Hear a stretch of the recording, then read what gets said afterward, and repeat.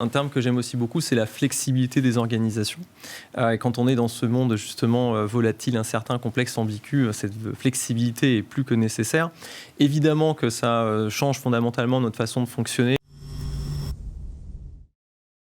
Que ce soit un process, mon entrepôt, s'il tombe, qu'est-ce qui se passe, ou que ce soit une sortie produit, ramener les équipes sur du concret, sur leur quotidien, je pense que ça leur insuffle une énergie qui est vitale dans ces moments-là, quoi. Donc, et ça, c'est le rôle du dirigeant aussi, c'est pas que d'être sur la stratégie, le business plan, c'est de revenir vraiment sur des trucs très concrets, du produit, les process, parce que l'énergie, elle est là-dedans dans l'entreprise. Pour revenir à ces objectifs stratégiques, nous avons également défini des ambitions sur 5 objectifs stratégiques différents et qui sont des objectifs plutôt long terme. Et là, on se dit que le long terme n'est pas forcément raccord avec ce principe de VUCA, mais ce sont des ambitions.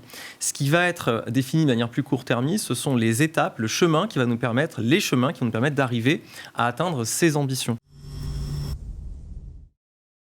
Pour y arriver, il faut vraiment être prêt à toujours changer de façon trimestrielle. Ça me paraît être quelque chose d'assez raisonnable. C'est vraiment essayer d'être clair auprès de l'équipe, se dire, voilà là, on veut atterrir en fin d'année, voilà qui nous sommes.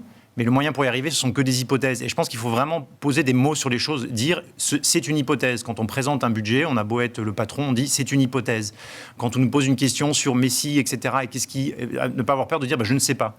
Et je pense que déjà de nommer les choses et d'être clair sur qu'est-ce qui est une hypothèse, qu'est-ce qui est un objectif, qu'est-ce qui est un fondement, la force des mots. Voilà, ça c'est important.